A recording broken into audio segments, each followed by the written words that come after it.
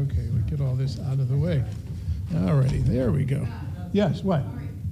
There's a new feature on Contemplative as a remote control for the slideshow. Oh, is it working again? Okay, wonderful. At the end of the service, when we do our demonstrations, if this works, this will be a demonstration that it is healed. Oh, it's a new one. It's not the one that I used to bring that never worked. Okay. So, well, I brought it. I thought it was nice to bring it. I didn't know it had to actually work. So if I'm looking at this correctly, it's a forward and a back arrow, and that's pretty much all I will need. All righty, let's get this going here. First of all, who would think that spirituality would have so many pieces of paper? Okay, here we go. We always start our service with, with shuffling papers. This is why so many of us never achieve the level of spiritual elevation that we want. We didn't do the paperwork. All righty. In all seriousness, we always like to acknowledge the land in which we are located. So the Eureka Center for Spiritual Living acknowledges that the land in which we gather is the ancestral territory of the Wiyot peoples. This territory extends to the communities throughout most of Humboldt County, and we honor the Wiyot peoples today. And there we go. I didn't even hit it and it worked. You must have done it from back there then. Okay, let's see what happened. All right, so we're going to do something a little different. I had this idea last night because you might have seen, and you can see it in the lower right, and I'm sure Angelica will be talking in detail about the theme, a grand rising. But we're a new year, and it's a new theme, and it's called a grand rising. And in the newsletter that went out, there was an article about where a grand rising comes from. And it is basically a greeting that is used by what is referred to as the spiritually awakened, but the history and all that we can go into at some other time. But I thought today what we would do is we would read the opening part, we are a welcoming community, that part together, and then stand up, if you're able to, turn to somebody else and say either grand rising, great rising, good morning, and just let's get some energy in here, some greeting energy. Because part of what grand rising is about is up-leveling the energy. So if that all sounds cool by everybody? If not, you just sit there and we'll love you anyway. So together, together we all say, we are a welcoming community where the vibration of love lifts us, the wisdom of the ages inspires us, and the science of mind teaching empowers us. And turn to somebody and say, grand rising.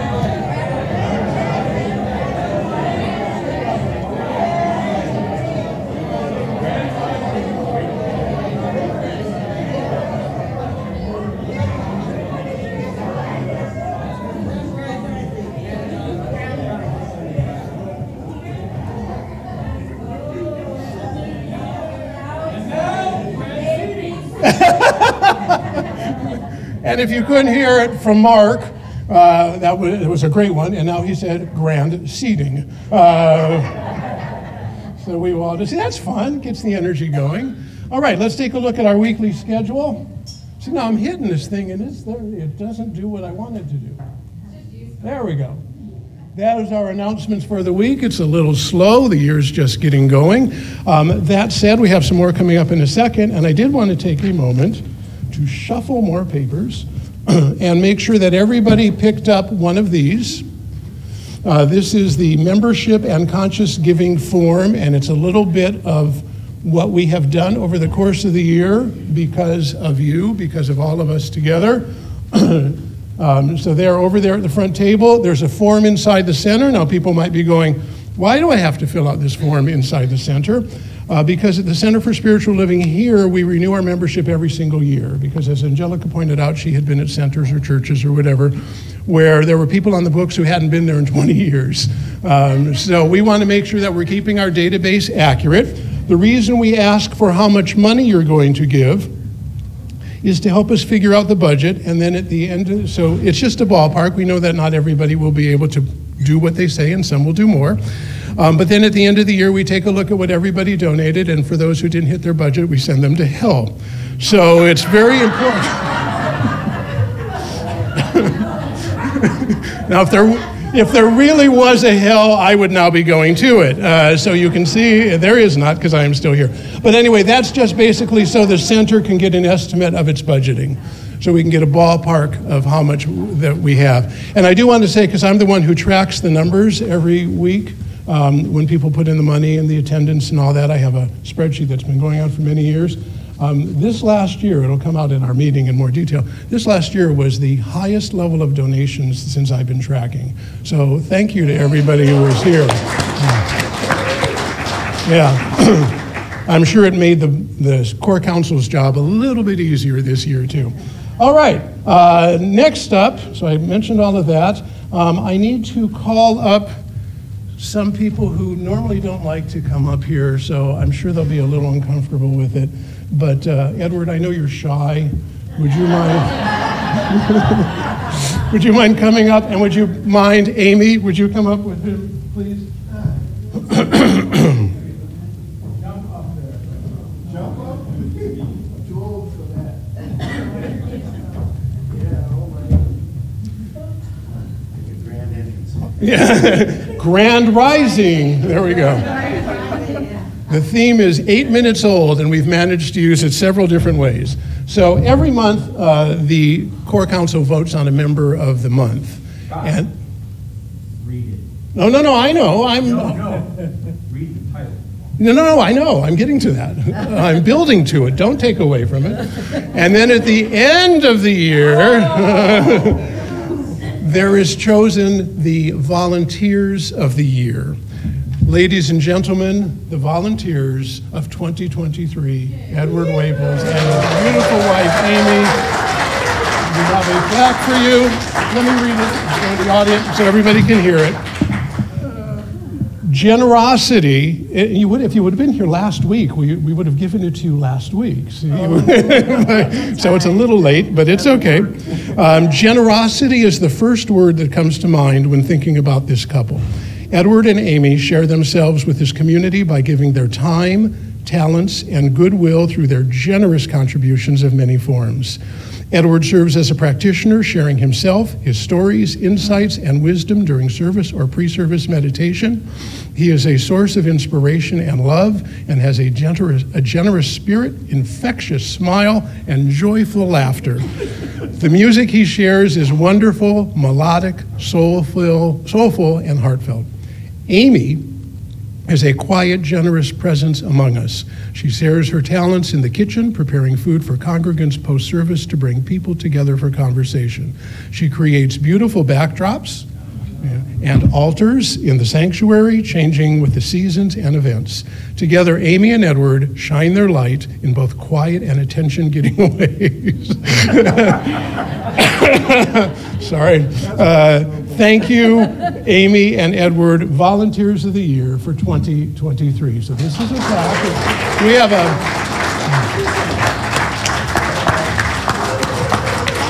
you're getting a picture? Okay. And Angelica, if you could get one closer up, because I know Marianne will want to post it on Instagram. Was that close enough? Were you able to see it? Oh, you got some good ones? Okay. So that's going to go on the wall. I learned by mistake you don't take it home. This one stays here, because mine was a few months ago. And then this, however, is your keepsake, an exact same copy of it. So thank you. Group hug.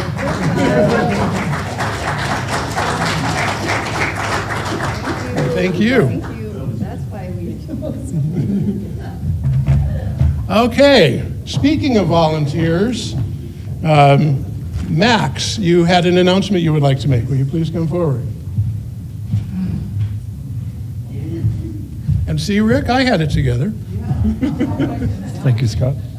Good morning, everybody. Next Saturday's highway cleanup. We've been church has been doing this for 30 years now, and we're getting paid to do it now, so it makes it a little more fun. But it's fun anyway, regardless. But if you're interested in joining us, you can call, you can text me. I'm at 707-443-4191. It's a smartphone, so you can text or whatever you want to do there. And I'll hang out a little bit after the service, and you can contact me. And we meet in Arcata next Saturday at the Hole in the Wall, which is a delightful little sandwich place in Arcata. And we start at Cal Poly, Humboldt State, formerly Humboldt State University, and work north for a couple miles. You won't have to do that whole 2 miles. We divide it up amongst the people that gather. And let's see, what else? Are there any questions?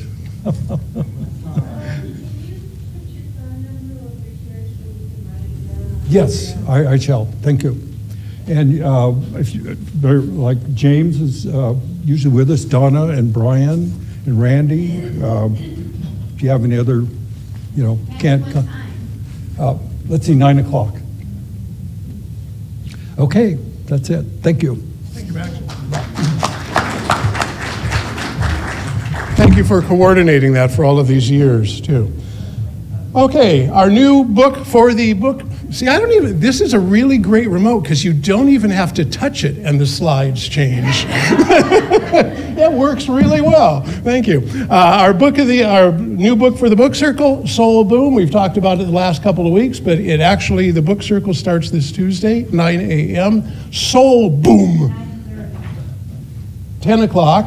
Do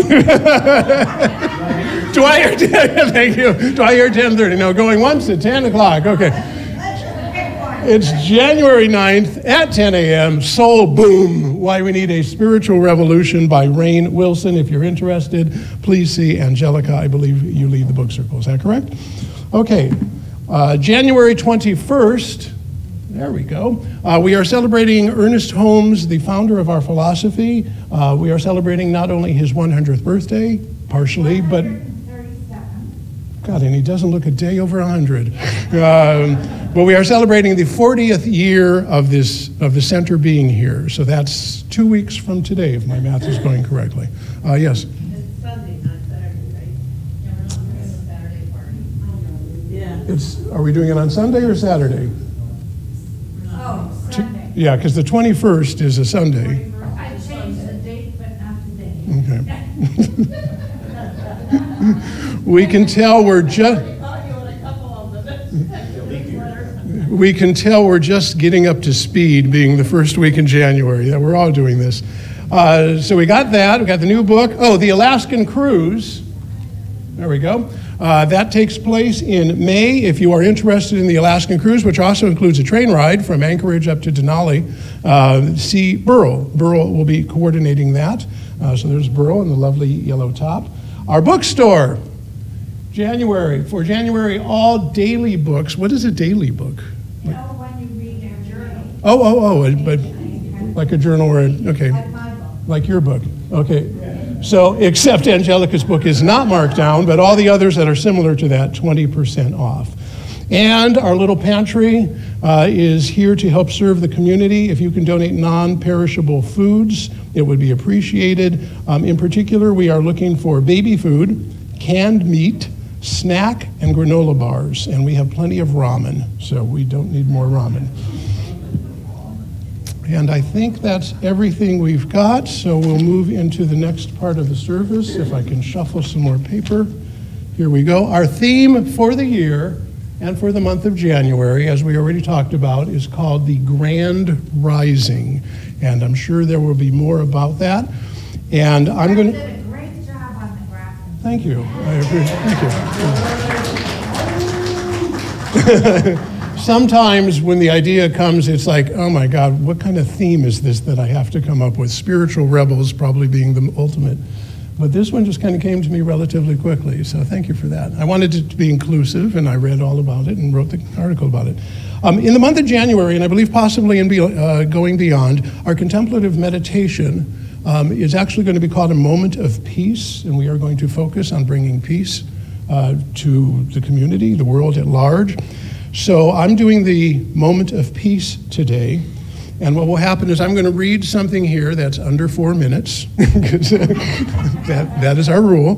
That is under 4 minutes. Then there'll be a moment of silence. Jackson will play us out with some music, and then I'll come back and do a treatment, which is science of mind talk for an affirmative prayer, and then we will bring up Angelica, who will do the talk for the day. So behind this piece that I'm going to read, this is written by me, but I was looking for inspiration, and so I went to the Google machines, and I went to Bard, who is an artificial intelligence thing, and I said, when will we have peace?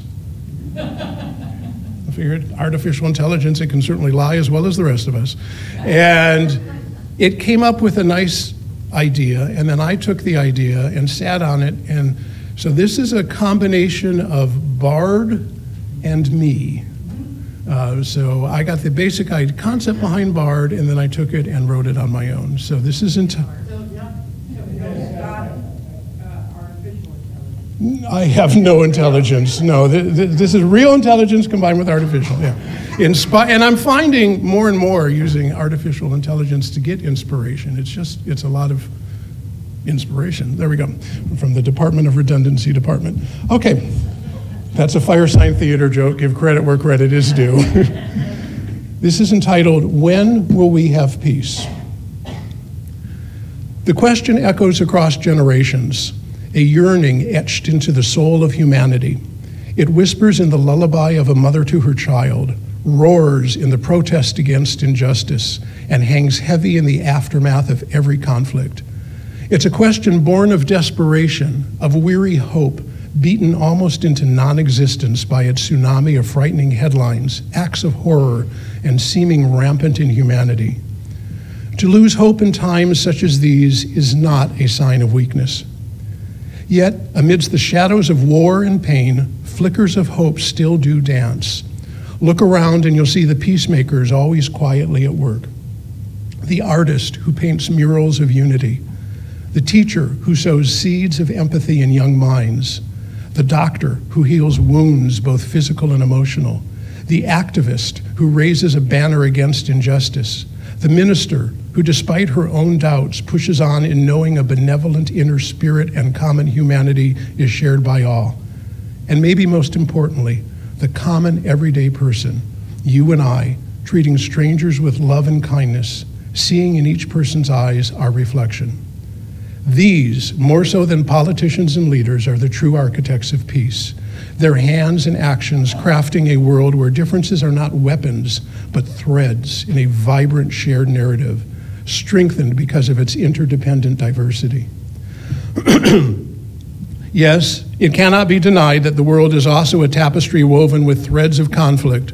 Greed, fear, and misunderstanding raise their ugly heads, casting shadows across our collective dreams. Let us not mistake, however, the shadows for the tapestry itself. Look closer, and it is clear the threads of compassion, courage, and unwavering love for our fellow human beings are there. These threads, thin though they may seem, are the fabric of optimism and hope. Peace does not bloom overnight. It starts as a single seed, planted by any one of us in the fertile soil of empathy. It's the choice to listen, not judge, to understand, not condemn, to forgive, especially when it is difficult, to talk, not turn away, to take a hand, not slap it. It's the silent act of kindness that ripples outward, touching the lives of strangers and inspiring a chain reaction of connection. This is not naivete.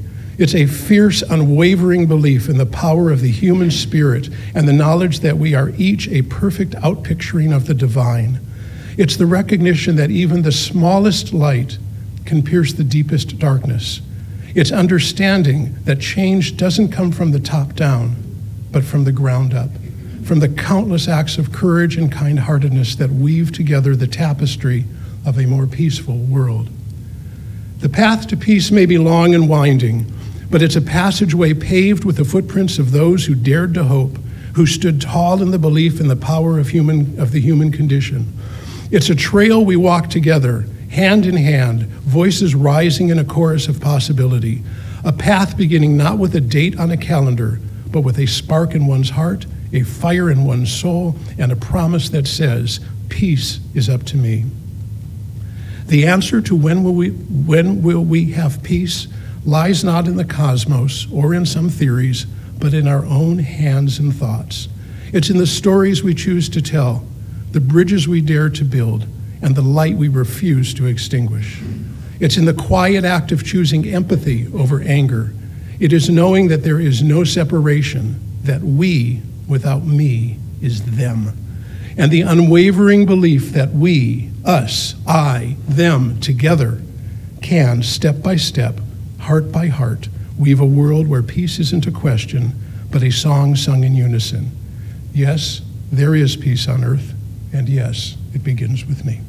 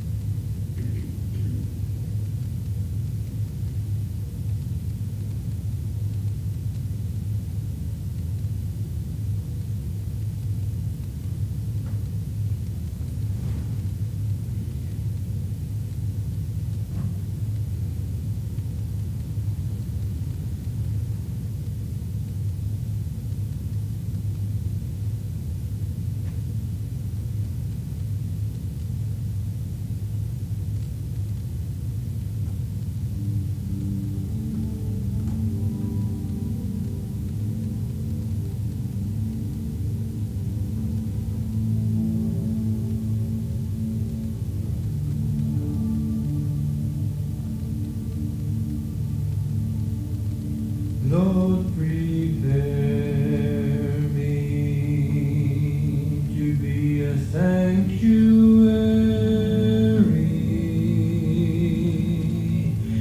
pure and holy, tried and true.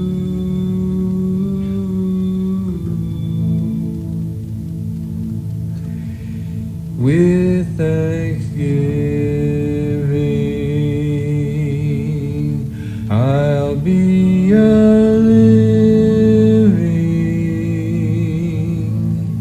sanctuary for you. Blessed are we to be a sanctuary,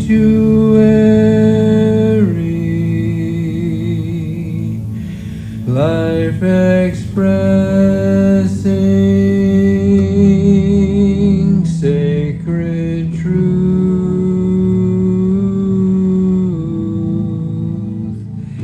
With thanksgiving, I remain a living sanctuary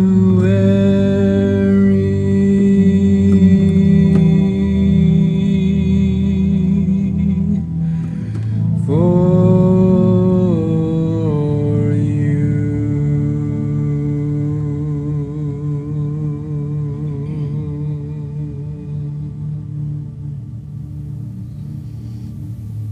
Here's what I know, and there can be no doubt, that we are all one. We are all one giant, everlasting, non-ending swirl of stardust that has been here from the beginning and will be here long past we even know. Together, it creates everything there ever was, driven by a divine force that brings together the perfect outpicturing of all that is supposed to happen. And knowing that there is only perfection and that everything appears exactly as it needs to, and sometimes being disheartened and seeing what appears to be to the contrary, I realize that all is unfolding as it exactly needs to, and that even when there is turmoil and tumult, that here, right here, this spot, right now, in me, in each of us, in this place, there is peace. And I take that feeling of peace and I combine it with gratitude and love and joy, and I release it into the law of mind, knowing all it can do is amplify that and release it further out, expanding its force. And for that, I am incredibly grateful. And I say, together, we all say, and so it is.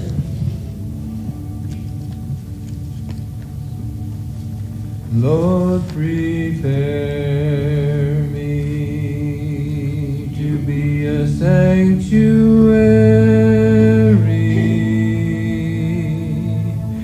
pure and holy, tried and true,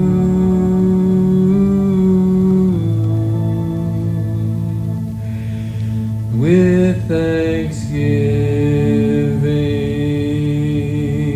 I'll be a living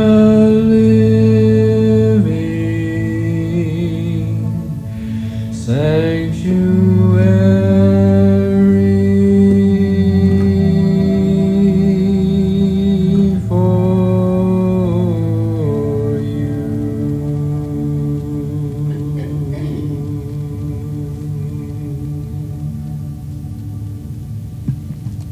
Thank you, Jackson. That was lovely. And now, for the first time this year, let me welcome to the lectern, Rev Angelica.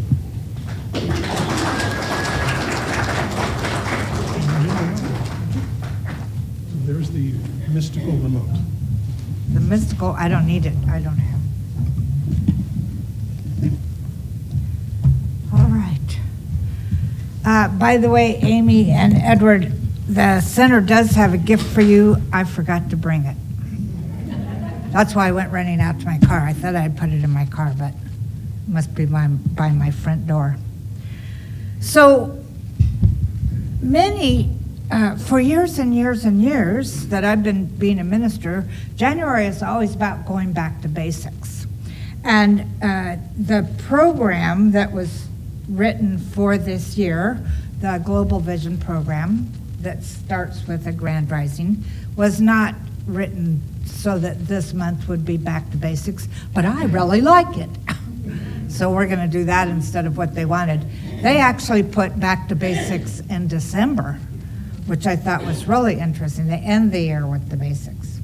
But you know, I think it's really important for us to remember what the Science of Mind is and each aspect of it. And if you've looked at the Science of Mind textbook, you'll see that there's 4 prologue chapters or 4 sub-chapters, whatever. That little tiny bit was what he wrote when Dr. Holmes wrote, when somebody said, well, can you explain this stuff in writing? And so he did. He wrote these 4 chapters. The thing itself, what it does, how it works, and how to use it. Yes, thank you. And so we'll be going through these this month. But then somebody said, well, that's kind of hard reading. I'm not really sure that that'll work for us. So let's expand it. So now we have the textbook, the Science of Mind textbook, which came out of those first 4 chapters. So I first wanted to talk to you a little bit about what is the Science of Mind.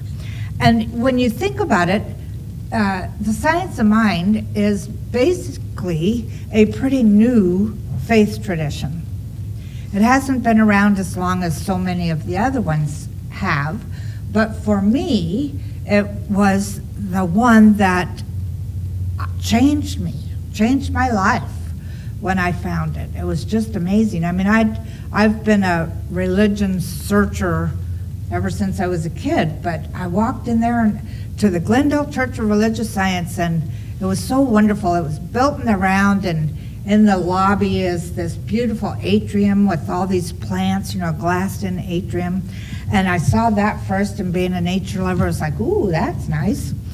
And I sat down in the very back, of course. And, that's what you do when you first come to a place, right? You don't want to sit right up front. I sat down in the very back, and Dr. Leo Fishbeck, the pastor there, was not there that week that I went for the first time. There was a guy named Don Rignes, Reverend Don Rignes, who was from Florida. And he described spiritual mind treatment in using the picture, a mental picture of getting a new car. And it was so perfect for me that at one point in his talk, I actually felt like I was in the passenger seat of his new car, and it was a convertible, of course, and I had hair down past my buttocks at the time, and so my hair is flying out in the wind as he's streaming down the freeway. But the picture just came to me so clearly, and I thought, oh my God, it's like magic. Well, you know, maybe I started going every Sunday. The next Sunday I went a couple rows up. The next Sunday a couple more rows up. And then my seat was right where Brian and Donna was. It was like if anybody sat there, I was really upset. You know? That's how we are, isn't it? We get our place, and we don't want anybody to take our place. However, what I learned is that these concepts have been around since Aristotle, and that they're not new. And when Dr. Holmes developed them, he had studied many of the world's faith traditions at the time and found what he considered to be the golden thread. And that's what we're learning. And to me, this is never a educational process that ends. I've been teaching it for 38 years, and I'm still learning. You know, it just keeps opening and opening and opening, and to me, that makes it really wonderful.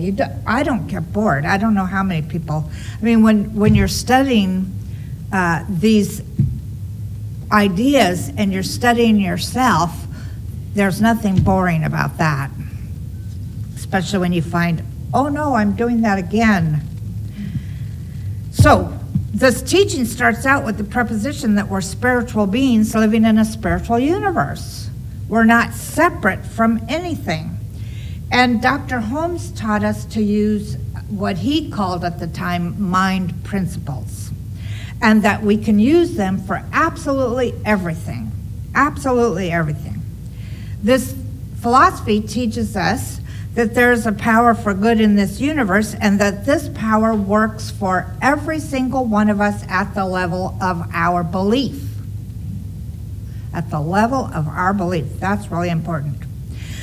I learned in this teaching that we can do as Jesus did. We can heal the sick, feed the hungry, raise the dead, etc. There's a story I'm sure I've told on other Januaries about a pastor who went to visit some missionaries on a remote island, and they had been, when he got there, he found that the native people were actually doing things like healing people from blindness and all of this. And he asked them, well, how did you do this? And they told him that they paid attention to when the missionaries were reading out of the Bible and as they were speaking. And then the missionaries went off for a vacation or something and left them to their own devices, and they realized, oh, well, all we have to do, so-and-so's sick, we need to heal them. You know, so-and-so's having blindness, we need to heal them. And they believed that it was possible because that was what they were taught, and so that is how they lived, was knowing that they could heal through the power of their mind and their heart. We also learned that we can manifest more good in our lives in the form of money, love, health, creativity, etc.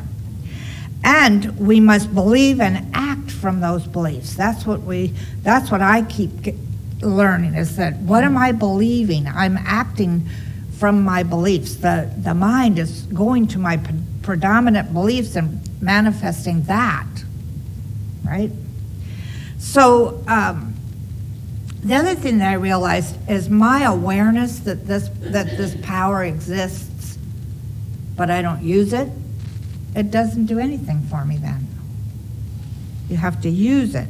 But then I learned, as I've gone on through quantum physics and everything, that you are using this power whether you know it or not. It's no longer there's a power for good and you can use it. If there's a power and you are using it all the time. Because it is doing, as Dr. Holmes says, going to what you're predominantly thinking and feeling and manifesting more of that in your life. So if I'm constantly thinking, I'm sick, I'm poor, I'm limited in some way or another, then the universe says, yes, my darling, you are that, and gives you more experiences. I've had some really interesting experiences lately because I've been playing with this idea of this, that we are this massive atoms, massive energy, divine energy that's decided to make itself into form. And I've been playing with this idea. In fact, when the practitioners were in the practitioner room earlier this morning, Michelle said something about warmth. I mean, we all declare our intentions for the service and for you and for us. So Michelle said something about warmth, and immediately the heater went on. And then it gets to Edward, who says something about power, and the heater goes up. You know, there was more power. And it's like little things like that I'm starting to notice.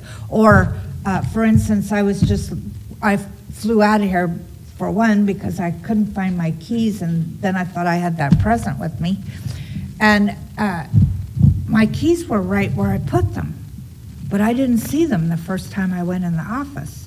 It was like they had just disappeared. They were invisible, because I know I looked there. It was when I went back the second time with the clear intention of finding those keys that there they were, sitting on a box where I had put them. So this thing that we're studying is a principle that is unchangeable, just like any other principles. And we don't, for instance, you mix blue and yellow together and you get green, right? We don't question that. And that's a principle. So why should we question the principles that we are learning right now? So Dr. Holmes says, we must lay even more stress on the use of the science of mind than we do on seeking to establish its principle. As a matter of fact, its principle is self-evidence. Its use is exactly what we make of it. And the first thing any student of this science should do is make daily use of it. Too many people spend too much time in merely philosophizing, theorizing, speculating, until finally they live in a world of wishful thinking, of daydreams. So too much theory, too little practice. I mean, even if you think you know this teaching, like I do, I think I know this teaching, I'm constantly finding things that are a way to up-level the teaching, a way to expand the teaching. So let's look at this idea called the thing itself.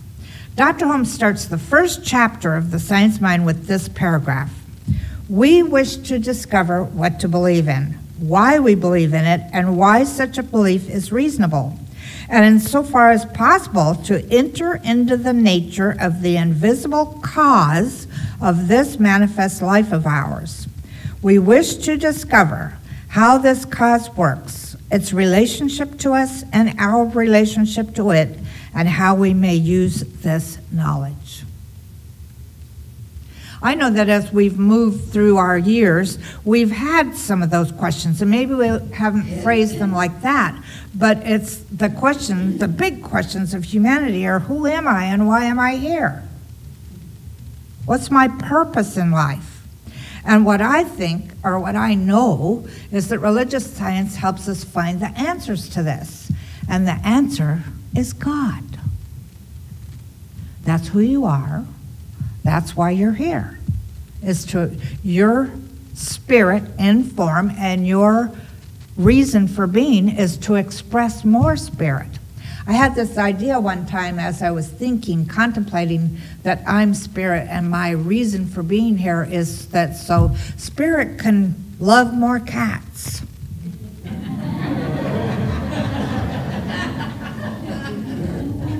Spirit can love more plants. Spirit can love more of nature, more of humanity, more of life itself. So spirit could have experiences. Just think of this. If you're a mass of energy, divine energy, the only way you can really have experiences is by embodying yourself. And so here we are. And I think that not only do I want to focus on peace this year for our world, but I want to focus on more joy for us. Our life does not have to be a bummer, to use an old word. And the only reason it would stay being a bummer is because we believe that it's a bummer. And this is so prevalent in the collective consciousness. You look at anybody's Facebook post, and it might be, oh, I had this wonderful experience at this movie. I love seeing this movie. And maybe 2 comments down starts a whole row of negativity. Yeah, but they shouldn't have done this in this movie, and this is not true about this movie. And, you know, it's like, wait a minute, you guys. Where is this coming from? We've learned how to be negative. We learn it right away as children. I mean, isn't one of the words we hear the most, no? No, you can't talk to strangers. No, you can't go walking by yourself in the forest. No, you can't do this. No, you can't do that. And I know that no is because your parents want you to be safe. And that's what your mind is doing. It thinks that by feeding you certain thoughts, it's keeping you safe. And the truth is, it's just repeating whatever's in the collective consciousness until we change it.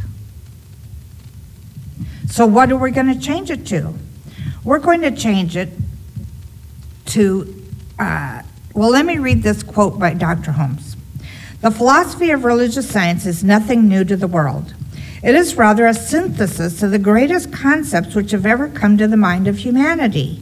The law of Moses, the love of Christ, the ethics of Buddha, the morals of Confucius, the deep spiritual realization of the Hindus, the mystical revelations of the saints of the Middle Ages, and the laws of parallels and compensation of Emerson, the logic of Kant, the spirituality of Swedenborg, the beauty of Browning, and the wide universal sweep of Walt Whitman all find an exalted place in the philosophy of religious science. And so what is this? Their love, how to live an ethical life, how to experience mystical revelations. All of this is what we can use this teaching for. And the universe, I think, stands up and applauds every time we decide to take it to a higher level. One thing about taking it to a higher level is all the crap that you've been carrying with you goes, ha, ha, ha, ha, ha, shows itself to you, tries to scare you into thinking something different about it. Dr. Holmes was once asked in a radio interview, do you believe in God? And he says, we believe in nothing but God. And in that statement, he's asking us to take a quantum leap. And so one of the things that we start looking at is, what do we believe about God? If you were raised in Catholic school like I was, well, you know, God's trying to get you to be good. I mean, you're constantly told that you're not good, that you're sinning. You can't do anything because it's all a sin. Right? So one of the things we realize then is that if all there is God, or call it whatever you want to, universal intelligence, the divine energy, the thing itself, if that's all there is, then this is who we are as well. Which means we're not sinners. We weren't born bad. We're born as these little, you look at any little baby and you can see the beauty and the wonder of being alive. They're not imbued with original sin and those things that religion tries to teach us. So in other words, this teaching is, this thing itself is universal intelligence. It's good. It works by a demonstrable law. That's where the science and religious science comes in, by the way. And it's governed by thought. This universal intelligence is the essence of who we are. Dr. Holmes says, in religious science, we believe there is a power for good in the universe greater than we are, and we can use it. We will have as much of this good in our experience as we can accept. In order for that goodness to show up in our lives, we only have to say yes to it.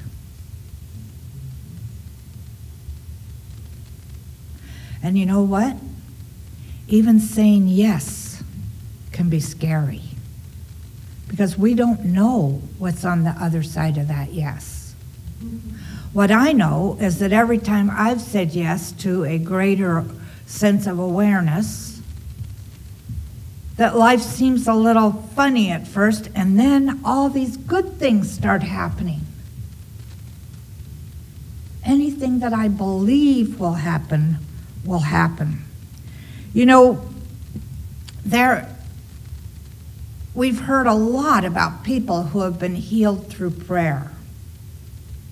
And this might be hard for some people to take. But what I know this for a fact.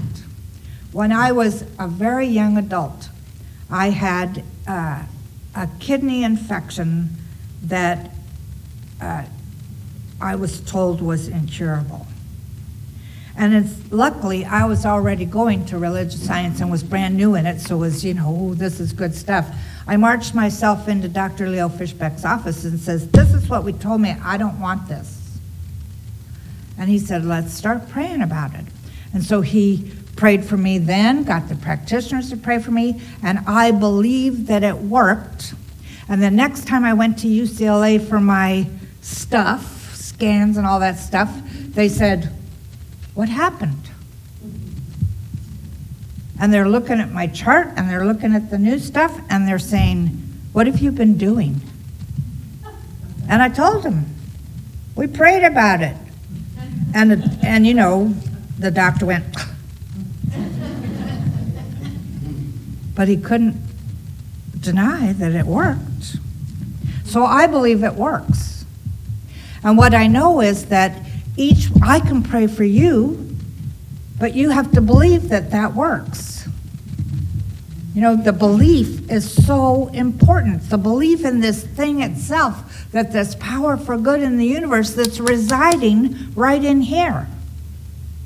We have to believe in it. And I will do everything in my power to teach you how to believe in it. That's what we do here, is we teach you how to believe. Not how to think, but how to open up and believe that there is a power for good that we're using all the time.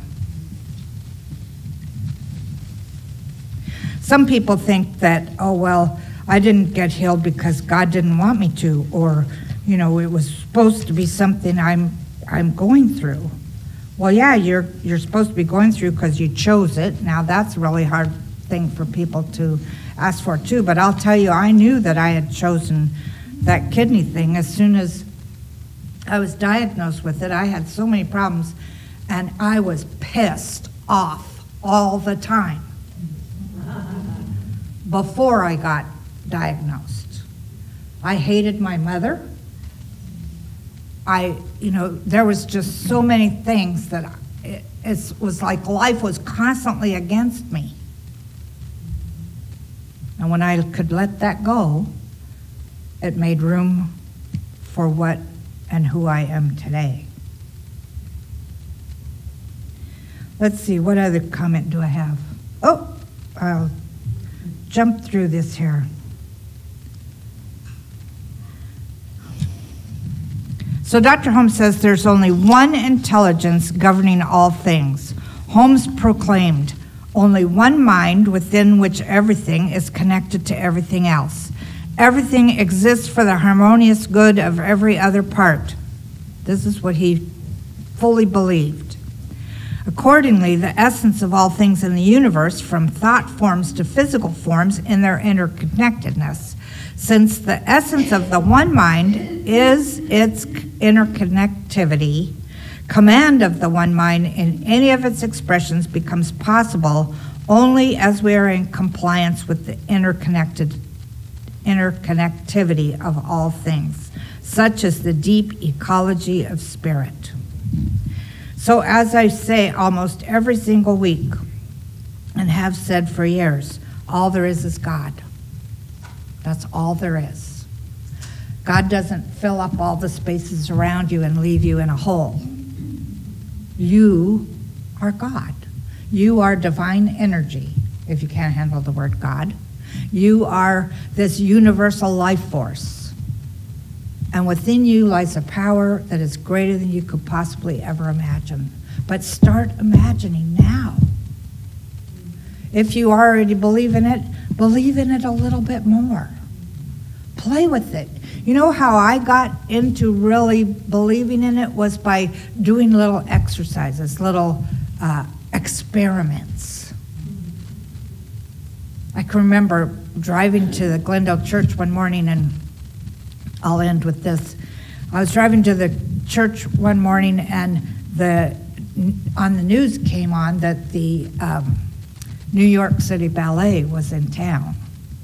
And they were having shows at certain times, and I'm thinking, ooh, that would be so neat to go to. I want to go to that. And I thought about it with the universe. Okay, universe, I want to go to that. I didn't have to call for tickets or anything like that. I used to go to both services at the Glendale Church, and there was a coffee hour in between the services. And I went out to get coffee one time, and this young woman that I hardly knew at all came up to me and said, "You like to watch dance, don't you?" I said, "Yes." She goes, "I can't use this ticket for the ballet that's this afternoon. Do you want to go?" Oh my God, thank you, God. And that's how easy it can be to use the thing itself. And so I have an affirmation. Together. All there is the one. This is who it is. This is who I am, always have been and always will. And let's go into prayer. Or affirmative, spiritual mind treatment. I recognize this one power. This power for good in the universe that is absolutely everywhere. And I know that this power is infinitely intelligent and unconditionally loving. And I now allow myself to believe that this power resides within me. And so I let myself use it in a way that perhaps I haven't done before. I let myself expand my parentheses in eternity, as Joel Goldsmith says, and I know that there is this good within me. There is this power that is willing and ready to manifest through me. So I declare that my health is good, that every single atom of my body, I can almost see them like little happy faces cheering me on, working together to create this form and have it be a healthy one. I know that our relationships are also benefited by our awareness of who we truly are. And we realize that those people that we love, that's God too. That it's God or infinite intelligence or the force, divine energy, loving itself as we love one another. And so I know that all of our relationships are blessed because of our up-leveled awareness of the thing itself. And I know that our creativity, the things that we do, that we feel is our purpose in the world, that too is an expression of the divine. And so we celebrate that, knowing that it is Spirit working in, through, and as us that brings us joy in doing what we're doing. And I know financially this is true as well. There is the spirit of abundance absolutely everywhere.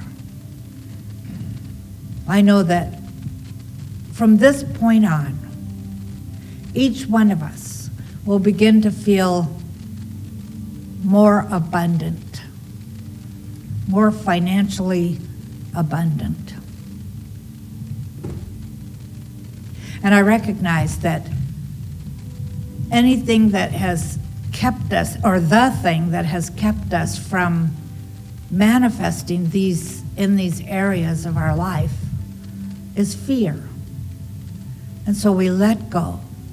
We let go of all the fear. We just let it drain out and become something else.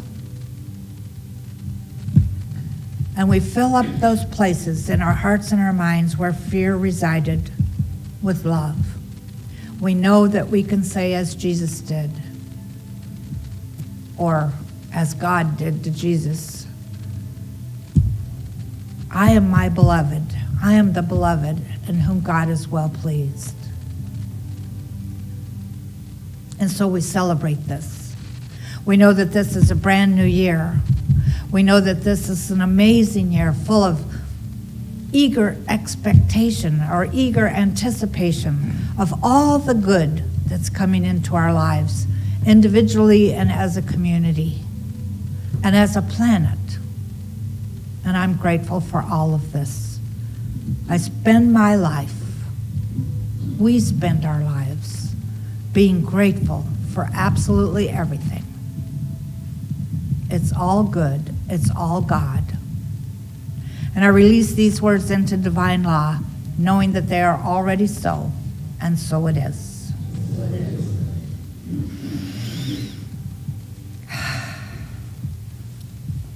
And now I welcome Donna for our music this morning. She's doing a song that she wrote herself. We all have superpowers, and one of my superpowers is deranging music. And this is one of the derangements.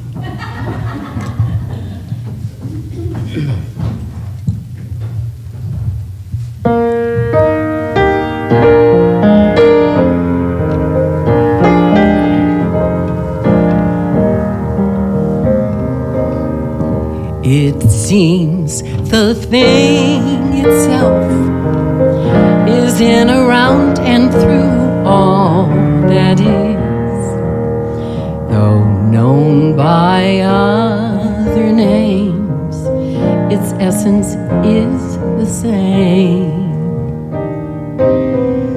The substance we're made of is part of all of God expressing. As we accept this truth, we come to know we are one. No matter by what name, we know this is true. And it will always be the same for me and for you. Known as thy mother, Father, God, Great Spirit, Creator, by every name it is the all in all as you and me.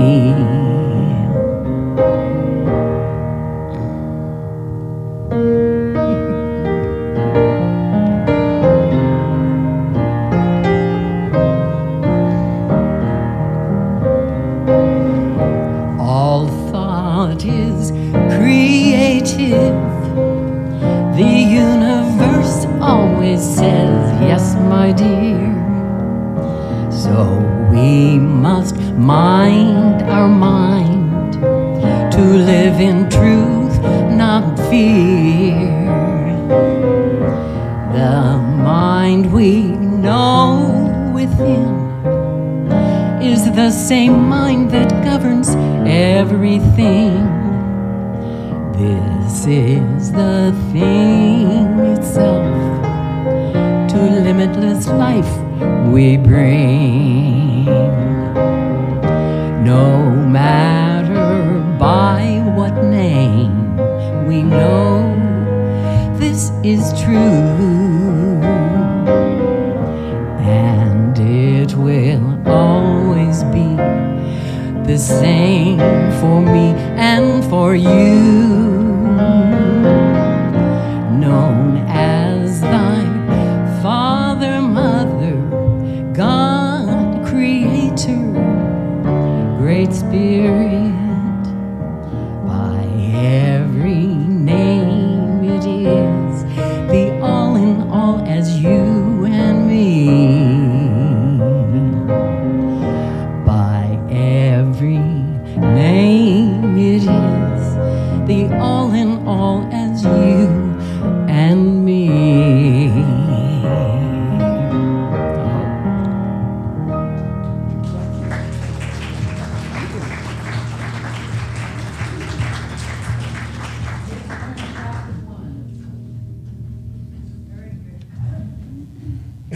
Derangement.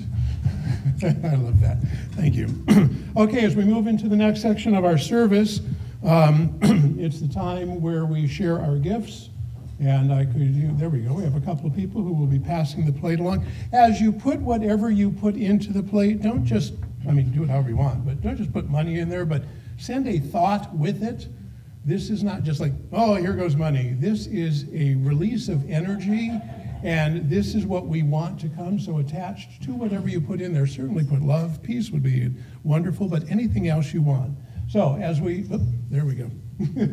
As we will start this, I'll say together, I gratefully give from the fullness of my abundance, knowing my gift blesses this center, all in it and beyond, and so it is. And if you want to send because you're not here, hello Zoomers, the address should show up on the screen any moment. There we go.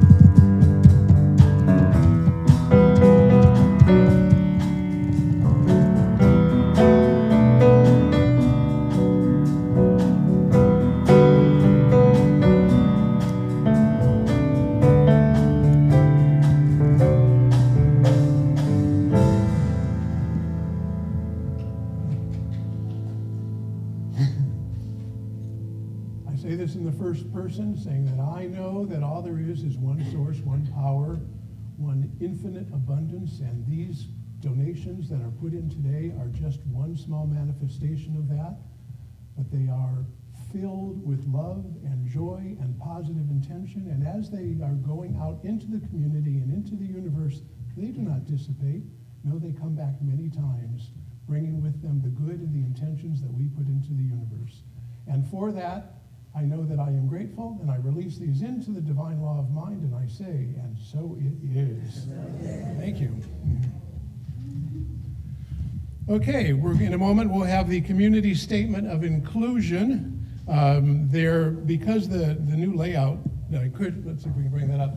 There is no bold font for District Pro, so I kind of put a little green stripe in there and made it as dark as I could. Somebody will read that, and then on the dark stripe at the bottom, we will all say it together. But before we get to that, let me point out, this is the first Sunday of the month, so there's potluck going on in the other room in honor of Birthday Sunday. And do we have any January birthdays? If we do, please stand. Bree, if you would stand, and Louise, and Max.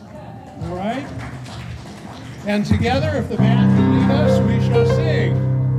Happy birthday to you. Happy birthday to you. Happy birthday to Max, Louise, and Bree. Happy birthday to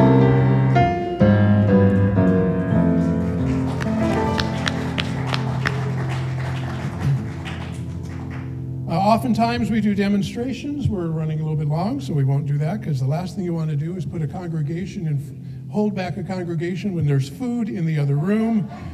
However, I do want to point out that at the end of every service, as always, the practitioners are available if you would like to talk with any of us. Today, the practitioners that are here are myself, Karen, Susan, Michelle. Of course, there's always Angelica. Am I missing anybody here? Where is he? He's doing food. Yeah, there we go.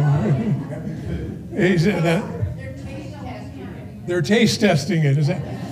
And this was good. I'll put that back. All right. So what we need is somebody who would come forward, please. Especially if you haven't done it before. It's a lot of fun. Read the community. You think so? Okay. We know our beloved community. Yeah, she's reading it. See? Yeah.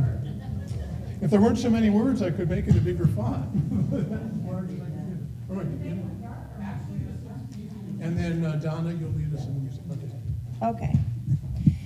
We, the Eureka Center for Spiritual Living, are a community that celebrates diversity, fosters inclusion, champions inner work, and creates space for brave, vulnerable conversations. We are a community that honors the unique emanation of God that each person embodies and advocates for people with human rights and dignity for all.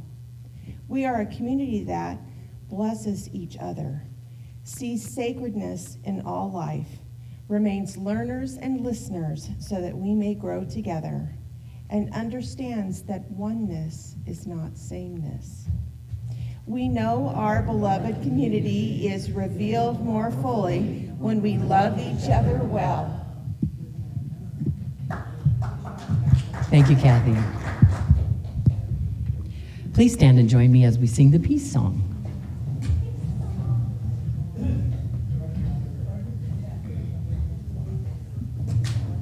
Can you all see the team that I'm supporting?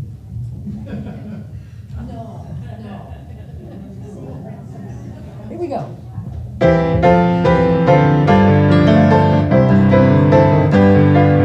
Yes, there is peace on earth, and yes, it begins with me.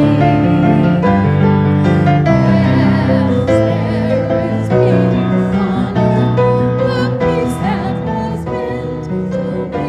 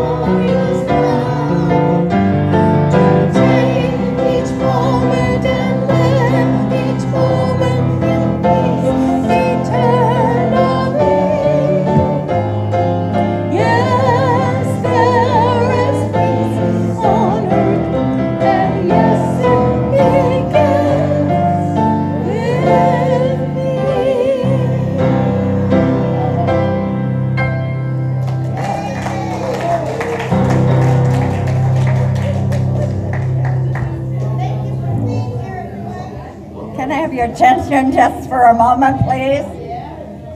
I didn't get a chance to get the word in. I had a couple of incidences I wanted to share with you. The first instance, I have a grandson that got mad at me 10 years ago. I never knew why. And everyone was always saying, oh, don't bug him, you know, he's mad.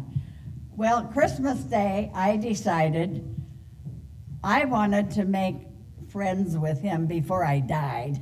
So I went to his house, and I was walking to the door, and he was outside. He saw me. I just put my arms out. He put his arms out, and we hugged. And it was a Christmas miracle. But that's not the only miracle I've had. I went to the eye doctor this last week, and I've been going for at least 6 years. I've had more than 60 shots in my eyes. And I have these tests to see how they have improved. And the doctor was amazed. One eye had healed, and that was a miracle. The doctor shook my hand. So I just wanted to share that.